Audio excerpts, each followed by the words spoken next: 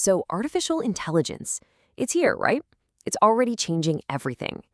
But there's this massive problem. Nobody can agree on the rules. And what that's done is kick off this high-stakes global race. We've got the world's biggest powers all scrambling to write the playbook for our digital future. And, whoever wins this thing, they're going to be the ones who define how AI works for every single one of us. All right, so here's what we're going to tackle today. First up, we'll get the big picture, this race for AI rules. Then we're going to zoom right in on the USA versus the EU and their two very different playbooks.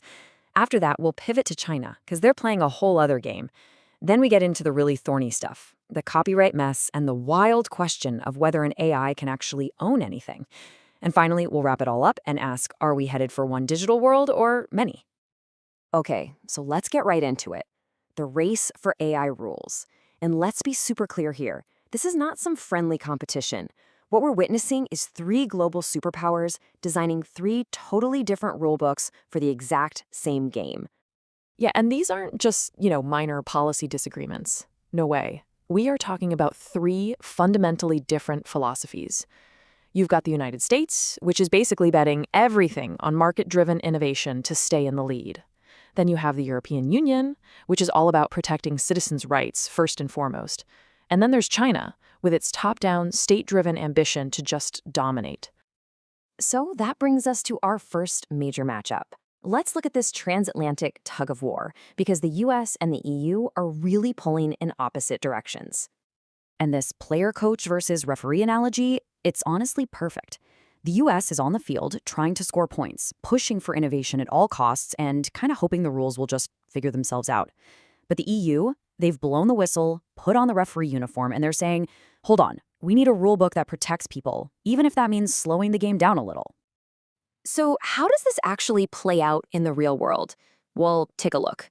The US approach is pretty hands-off. It's all about voluntary frameworks like the one from NIST and basically telling different agencies, hey, you guys figure it out. But then you look at the EU, wow. They're not suggesting, they're mandating. They've built the EU AI Act, this massive binding piece of legislation. It's risk-based, it works alongside GDPR, and get this, the fines for breaking the rules can go up to 6% of a company's global turnover.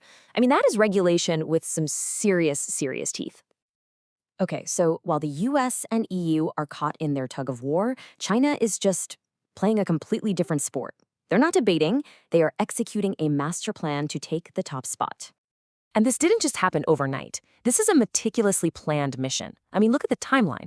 Way back in 2017, they launched their big AI development plan. Then you've got Made in China 2025, which is all about achieving tech self-sufficiency. And the endgame? It's written right there in black and white. By 2030, the goal is to be the world's primary AI innovation center. Period. So how are they pulling this off? Well, they're using every lever they've got. They're pouring resources into homegrown giants like DeepSeek to go head-to-head with Western companies. They're exporting their tech and their rules through the digital Silk Road. They're integrating AI into everything, surveillance, healthcare, you name it. And this is a big one. They are laser-focused on finding ways around those huge obstacles like the US semiconductor restrictions. But just as these three giants are marching down their separate paths, a huge, messy wrench has been thrown into everyone's plans. And that wrench is copyright. I mean, think about it. The question seems simple enough, right? For an AI to get smart, it has to ingest a mind-boggling amount of information, basically the whole internet. But a huge chunk of that is copyrighted. So does an AI have the right to learn from it? It turns out the answer to that question has sparked an absolute legal firestorm all over the world. And the responses are just all over the map. On one hand, you've got Japan. They're trying to catch up in the AI race, so they've basically said, you know what, copyright law doesn't apply here. This is just information analysis. They've given the green light. But then you look at the US, and it is pure legal chaos. You have the AI companies screaming fair use, while creators and media outlets like the New York Times and their huge lawsuit against OpenAI are screaming theft. It's a total mess. But hold on. Even in Japan, it's not a total free-for-all. Their law has some really tricky caveats. See, the protection is for the training process. But if the AI spits out something that's way too similar to the original copyrighted work, then the company could still be in deep trouble. So it creates this incredibly fine and frankly very blurry line between what's legal and what's not. And this whole copyright debate forces us to ask an even deeper, more fundamental question. And this is where it starts to sound like science fiction. But I promise you, the consequences are very real. The question is, what is an AI in the eyes of the law? Can it own anything? Can you sue it? Well, people are already trying to figure this out. Take a look at this proposed bill in Ohio. They're trying to draw a very clear line in the sand. They're basically saying an AI is just a tool, a non-sentient entity, and it can never have the legal status of a person. No rights, no personhood, end of story. Okay, sounds simple, right? Problem solved.